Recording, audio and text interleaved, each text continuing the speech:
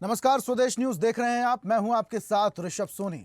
मध्य प्रदेश में टेक्सटाइल उद्योग को बढ़ावा देने और निर्यात की संभावनाओं को साकार करने के उद्देश्य से आज इंदौर में टेक्सटाइल एक्सपो का आयोजन किया जा रहा है। इस आयोजन के जरिए राज्य में टेक्सटाइल सेक्टर में निवेश के नए रास्ते खुलने की पूरी उम्मीद है। कार्यक्रम में मुख्यमंत्री डॉक्टर मोहन यादव टेक्सटाइल नीति और सरकार द्वारा किए गए प्रोत्साहन उपायों की जानकारी देंगे। वहीं प्रमुख सचिव राघवेंद्र कुमार सिंह राज्य की नई टेक्सटाइल नीति और निवेश को आकर्षित करने वाली पहलों की प्रस्तुति देंगे। सेमिनार में टेक्सटाइल पार्क की स्थापना, निर्यात में वृद्धि और तकनीकी टेक्सटाइल के क्षेत्र में संभावनाओं पर चर्चा होगी। विशेषज्ञ ये भी बताएंगे कि किस तरह से घरेलू और विदेशी निवेशक मध्य प्रदेश में अपने प्रोजेक्ट्स शुरू कर सकते हैं। इस पहल से न सिर्फ राज्य में टेक्सटाइल उद्योग को मजबूती मिलेगी, बल्कि रोजगार के अवसर भी बढ़ेंगे और मध्य प्रदेश देश के प्रमुख टेक्सटाइल हब के रूप में उभर कर सामने आ सकेगा। इंदौर में रीजनल ग्रोथ कॉन्क्लेव तथा मैनमेड टेक्निकल टेक्सटाइल एक्सपो का आयोजन है। आप सभी जानते हैं हमारे प्रदेश के मुख्यमंत्री माननीय यशस्वी प्रधानमंत्री जी के निर्देश पर कैसे हम रोजगार के नए अवसर सृजन कर सकें, इस दिशा में सरकार पहले दिन से ही कार्यरत है।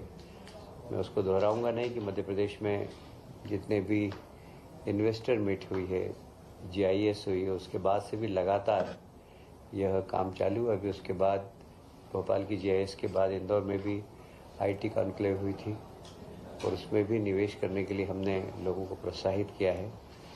अब इंदौर में एक regional growth conclave Marriott hotel में होगी। इसमें मैनमेड टेक्सटाइल के क्षेत्र में काम करने वाले, क्योंकि टेक्सटाइल एक ऐसा क्षेत्र है जहां रोजगार की सर्वाधिक संभावना रहती है और वो भी ऐसे लोगों को रोजगार मिलता है जो अशिक्षित हैं, 12th पास हैं, 10th पास हैं। उनको थोड़ा सा उनका स्किल डेवलपमेंट करके इस क्षेत्र में रोजगार के बहुत अवसर मिलते हैं। तो अब प्रदेश टेक्सटाइल के क्षेत्र में भी अग्रणी भूमिका निभाने वाला है, जिसको लेकर मध्य प्रदेश की सरकार लगातार काम कर रही है। एक तरफ सरकारें विरासत से विकास को लेकर भी आगे आ रही है, तो दूसरी तरफ अब टेक्सटाइल उद्योग को भी बढ़ावा देने के लिए लगातार निवेशकों के लिए प्रोत्साहन लगातार सरकार कर रही है। हमारे कुछ मेहमान हमारे साथ जुड़ेंगे, उनसे भी हम चर्चा करेंगे कि मध्य प्रदेश में टेक्सटाइल नीति 2025 जो है उसे वो किस तरीके से देखते हैं।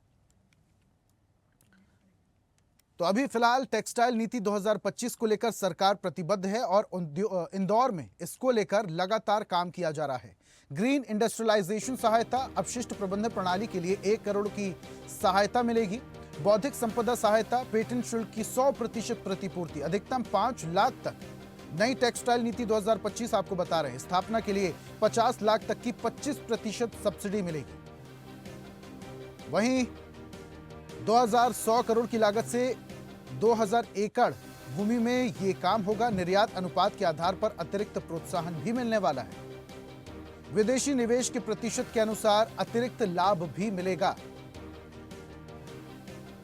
न्यूनतम 5% विकलांग कर्मचारियों को रोजगार देने पर विशेष प्रोत्साहन है। ये बड़ी खबर। नई इकाइयों को 5 से 7 वर्षों तक 5 से 7% तक की ब्याज सब्सिडी मिलेगी। बिजली, पानी, सड़क आदि के विकास के लिए 1 करोड़ तक की सहायता राशि मिलने वाली है और अपशिष्ट प्रबंधन प्रणाली के लिए 1 करोड़ तक की सहायता राशि।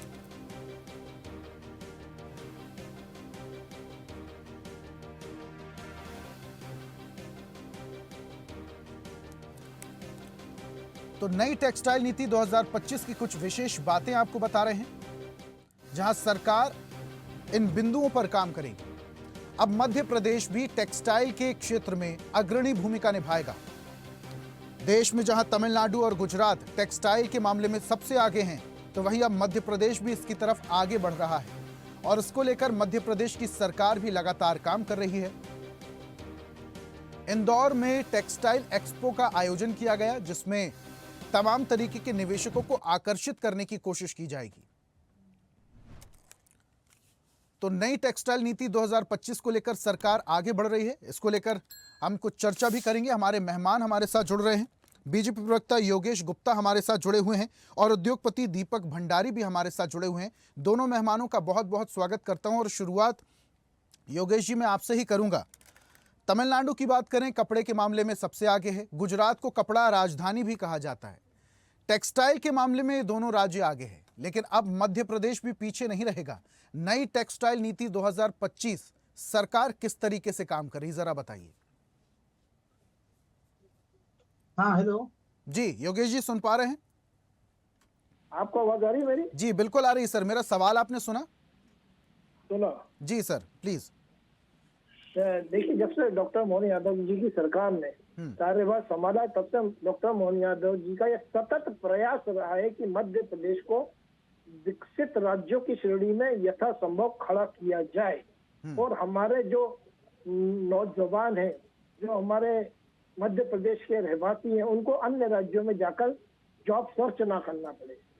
तो उसी परिनीति के अंतर्गत जिस प्रकार से पिछले 2024 फरवरी 2024 से लेकर और मार्च 2025 तक लगातार उन्होंने रीजनल और ग्लोबल इन्वेस्टर समिट के माध्यम से जो निवेश आया, आकर्षित करने वाला निवेश था, वो जी 22 लाख करोड़ से ज्यादा का निवेश, 13 लाख से ज्यादा रोजगारों के अवसर सृजन होने वाले हैं और उनमें से 25% जो एमओयू साइन हुए थे उन्होंने अपना काम चालू कर दिया है। तो ये जी। बहुत ही उत्साहित करने वाले आंकड़े थे। कल इसी संदर्भ में माननीय मोहन यादव जी बेंगलोर और तमिलनाडु के दौरे पर भी गए थे। वहां पर भी निवेशकों से उन्होंने चर्चा करी और न केवल चर्चा करी बल्कि 9,000 करोड़ का निवेश करने का आश्वासन भी वहां के उद्योगपतियों के माध्यम से मध्य प्रदेश को मिला है। इसी तारतम्य में इंदौर में आज माननीय मुख्यमंत्री जी जा रहे हैं।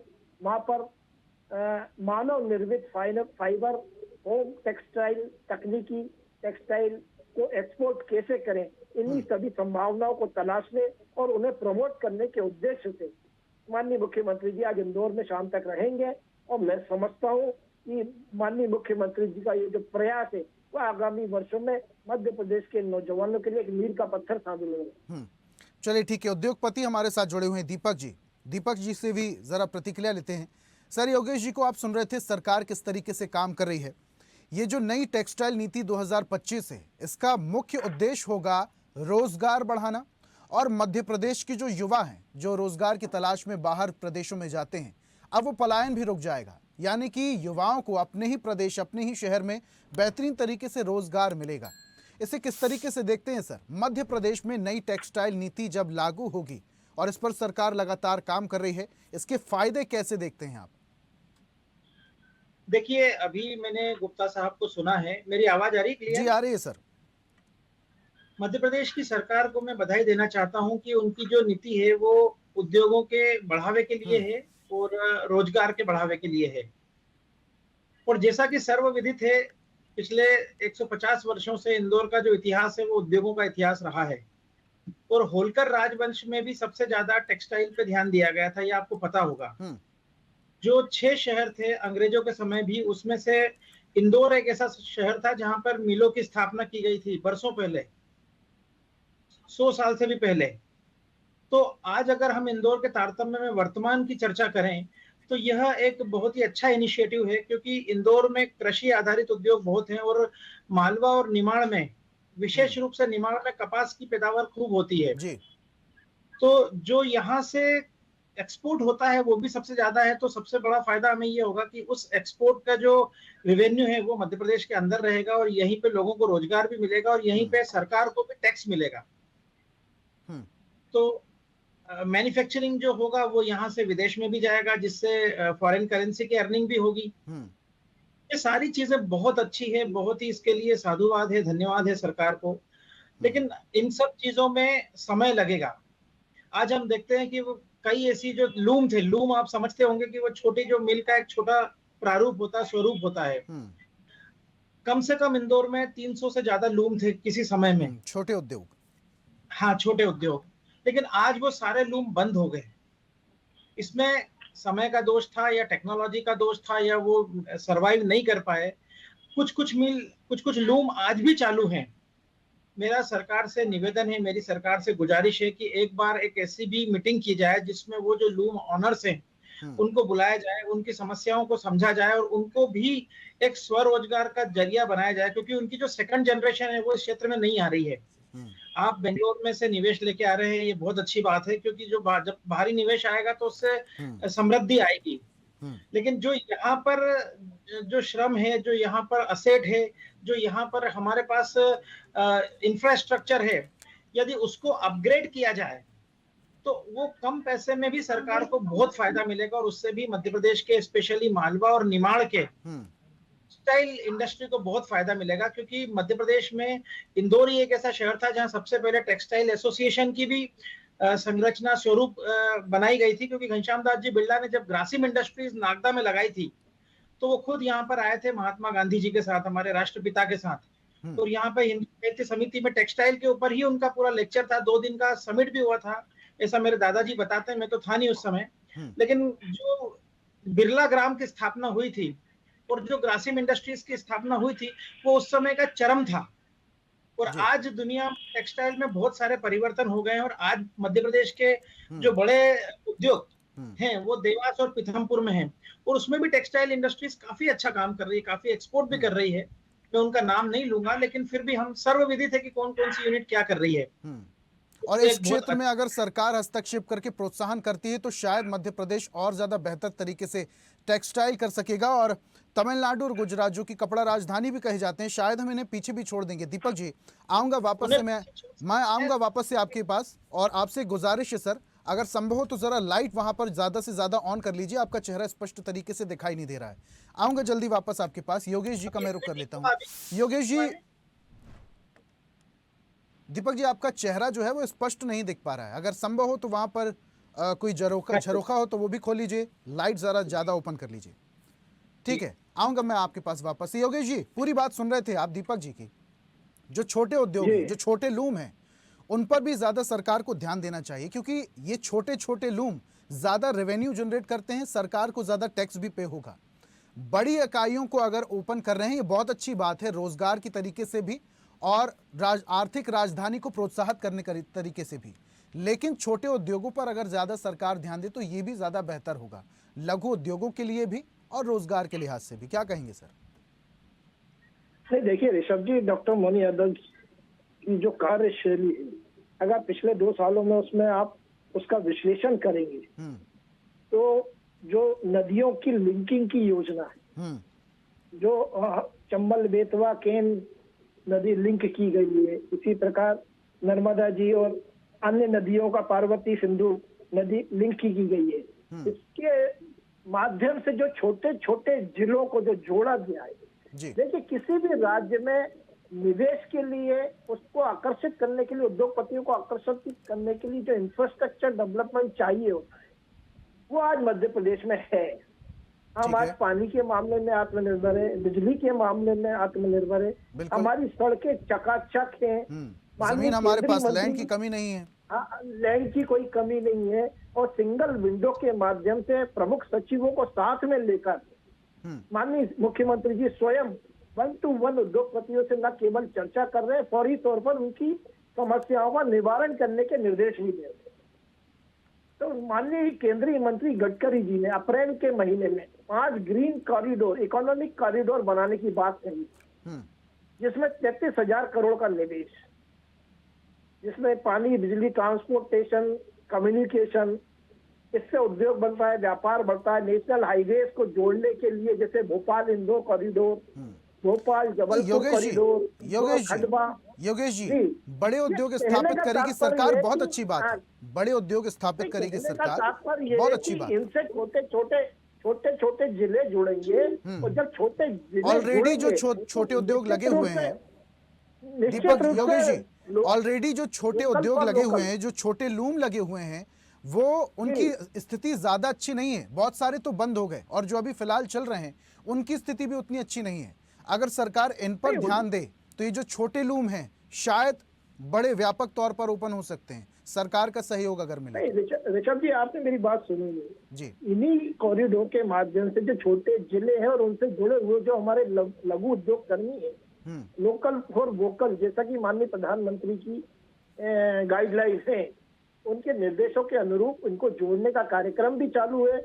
और जो लघु उद्योग हमारे बंद हो गए उनको पुनर्जीवित करने के लिए प्रधानमंत्री योजना के माध्यम से 50 लाख तक का ऋण की भी सुविधा है, और भी छोटे लघु उद्योगों के लिए 10 लाख तक के लोन की स्वीकृति है।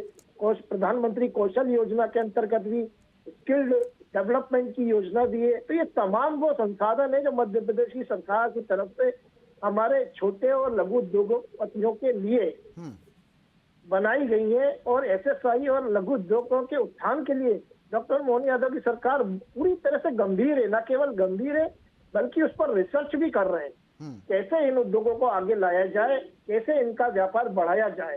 तो निश्चित रूप से आने वाले कुछ 6-7 महीनों में आपका इसका परिणाम भी दिखेगा। चलिए ठीक है, दीपक जी से सवालों के जवाब लेते हैं। सर, पूरी बात आप योगेश जी की सुन रहे थे, और जिस तरीके से टेक्सटाइल को लेकर सरकार काम कर रही है, एक बात मैं आपसे समझना चाहूंगा, उद्योगपति के तौर पर उद्योग को बेहतर तरीके से आप समझते हैं सर, और जो हमारा देश है वो युवाओं का देश कहा जाता है, और सरकार अब ये कह रही है कि युवाओं को नौकरी करने से ज्यादा नौकरी देने पर ध्यान देना चाहिए। अब औद्योगिक क्षेत्र पर सरकार कह रही है कि युवाओं को ध्यान देना चाहिए। सरकार लगातार काम कर रही है, युवा किस तरीके से टेक्सटाइल के क्षेत्र में अपना हाथ आजमा सकते हैं? सर, युवा टेक्सटाइल के क्षेत्र में अपना हाथ कई तरीकों से आजमा सकते हैं, क्योंकि इंदौर जो शहर है वह गारमेंट का भी एक मैन्युफैक्चरिंग हब है, और इंदौर का जो मुख्य क्षेत्र है, जो इंदौर का हार्ट कहा जाता है, जैसे राजवाड़ा, राजवाड़ा के आसपास ही आप देखिए एमएसएमई यूनिट्स कम से कम 150 से 200 है, जो कपड़ा खरीदती है, और छोटे छोटे कमरों में आप मान के चलो कि 100 फीट 200 फीट 500 फीट के ऐसे कमरों में, हॉल में वहां पे महिलाओं को बिठा के और मैन्युफैक्चरिंग भी हो रही है। बिल्कुल। और बहुत बड़ी कंपनियां भी है यहाँ पे, जिन्होंने 5-5 हजार स्क्वायर फीट मल्टी बनी हुई है, क्योंकि इंदौर में जगह की कमी थी तो इन्होंने वर्टिकल फैक्ट्रियां बना रखी है। 5-6 मंजिल की यहाँ पे परमिशन है। तो आप सोचिए कि राजवाड़ा क्षेत्र के आसपास 150 से 200 यूनिट है, जो कि गारमेंट मैन्युफैक्चरिंग भी करती है, और वो साउथ इंडिया में भी बेचती है, नॉर्थ ईस्ट वेस्ट सभी जगह बेचती है, और इसके अलावा एक्सपोर्ट भी होता है।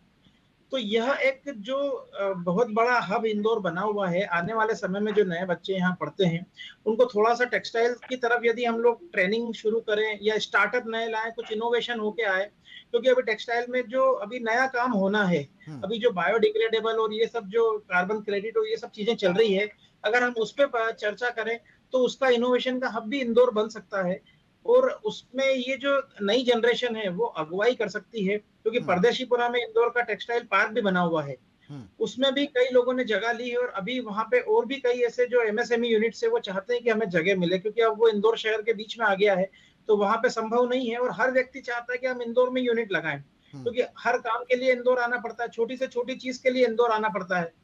तो नौकरी वाले भी चाहते हैं कि यहाँ पे हम रहें, हमारा परिवार यहीं बढ़े, और जो इंडस्ट्री वो भी चाहती है कि हमें यहीं पे हमारी यूनिट लगाएं हम। तो इसके लिए अगर सरकार वर्टिकल इनोवेशन, वो इंटीग्रेटेड यूनिट बनाए जो कि मल्टी स्टोरी हो, तो इंदौर से जो सराउंडिंग क्षेत्र है वहां पर टेक्सटाइल का काफी काम किया जा सकता है, और कपड़ा भी यहीं बने और गारमेंट भी यहीं बने, और बहुत अच्छा, जैसे जालंधर का हम बोलते हैं, पंजाब में लुधियाना का होजियरी का हम बोलते हैं, अभी आपने साउथ की बात करी, तमिलनाडु की बात करी, तो उसी प्रकार से इंदौर में असीम संभावनाएं हैं, क्योंकि इंदौर जो है वो एक ऐसा शहर है, एंटरप्रेन्योरशिप का शहर है। यहाँ पर पग पग पानी डग डग नीर, बरसों से कहावत है। जब राजस्थान से लोग दिसावरी करते थे तो जितने लोग इंदौर आए वो यहीं रह गए, वो गए ही नहीं यहाँ छोड़कर, क्योंकि उनको यहाँ पर इतना अच्छा रिटर्न मिला, उनका परिवार यहीं बसा, उन्होंने उद्योग यहीं चलाए, और कई लोगों को, अपने संबंधियों को भी यहाँ पे बसाया। हमारे जो टेक्सटाइल के किंग थे सर सेठ हुकुमचंद, उनको अंग्रेज भी सर बोलते थे, और जो शिकागो की मंडी है सबसे बड़ी टेक्सटाइल की, वहां पर रेट खुलते थे, पहले हुकुमचंद जी से पूछते थे, उसमें 2 सबसे बड़ी मिल थी, टाटा टेक्सटाइल और बिरला टेक्सटाइल, तो ये लोग भी हुकुमचंद जी से मिलते थे, तब इंदौर में कुछ बात होगी तभी तो इतना बड़ा नाम था, और अंग्रेज भी उनको उस समय सर कहते थे, सबसे बड़े उद्योगपतियों में थे विश्व के। तो आने वाले समय में इंदौर विश्व का नेतृत्व कर सकता है, इंदौर में वो संभावनाएं हैं, और अगर सरकार का इसमें सहयोग रहा तो बहुत जल्द ही वो समय आने वाला है कि हम टेक्सटाइल में काफी अच्छा काम कर सकते हैं, क्योंकि टेक्सटाइल में अभी हम देखते हैं जापान में, साउथ कोरिया में, और स्पेशली हमारा पड़ोसी देश बांग्लादेश जी बहुत अच्छा काम किया, और उसने बहुत, मतलब पूरे विश्व के मार्केट को उसने कैटर किया, और आज पूरा विश्व इंडिया की तरफ, हिंदुस्तान और भारत की तरफ देख रहा है कि क्यों नहीं यहाँ कंपनियों को हम अपने राष्ट्र में इन्वेस्टमेंट का भी और निवेश का भी मौका दें। और ना सिर्फ भारत के लोगों की उम्मीद है, बल्कि बाहर के जो विदेश के लोग हैं उनकी भी उम्मीदें भारत से काफी ज्यादा बढ़ गई सर। बढ़ गई है, और जब से बांग्लादेश में अस्थिर सरकार आई है तब से तो इंदौर के लिए एक ये पंख लगने जैसी बात है अवसरों का। एक मौका भी देख सकते हैं इसे। हाँ, एक मौका भी देख सकते हैं कि हम उस चीज को भुना सकते हैं, क्योंकि हो सकता है 5 साल या 4-5 साल में वहाँ स्थिर सरकार आ जाए और फिर से जो उनका ब्रेड एंड बटर बिजनेस है वो टेक्सटाइल का है, तो फिर से फोकस करें, फिर से कंसंट्रेट करें। लेकिन इन 5 सालों में यदि हम ऐसा कुछ करते हैं तो हम उनका जो मार्केट है वो कैप्चर कर सकते हैं। और विश्व तो ये पटल पर हमारा प्रोडक्ट तो बिकेगा ही बिकेगा, लेकिन इसके अलावा टेक्सटाइल के क्षेत्र में हम अग्रणी भूमिका निभा सकते हैं। दीपक जी, बहुत शुक्रिया हमारे साथ जुड़ने के लिए सर। और योगेश जी, आपका भी बहुत बहुत शुक्रिया हमारे साथ जुड़ने के लिए, परिचर्चा में शामिल होने के लिए। तो मध्य प्रदेश की सरकार नई टेक्सटाइल नीति 2025 पर काम कर रही है। इंदौर में इसको लेकर एक्सपो जारी किया गया, एक्सपो का आयोजन किया गया और अब तमाम उद्योगपतियों को इस तरफ आकर्षित करने की कोशिश सरकार कर रही है, ताकि मध्य प्रदेश की जो आर्थिक राजधानी है अब वो कपड़ा राजधानी भी बन सके और न सिर्फ देश में बल्कि पूरे विश्व पटल पर हमारा कपड़ा, हमारा टेक्सटाइल का डंका बज सके। सरकार इस ओर काम कर रही है। आज की खास पेशकश में फिलहाल इतना ही। देखते रहिए स्वदेश न्यूज, सबसे पहले देश। लेटेस्ट खबरों के लिए लाइक, फॉलो और यूट्यूब पर सब्सक्राइब करें, बेल आइकन दबाएं, साथ ही विजिट करें swedishlive.com पर।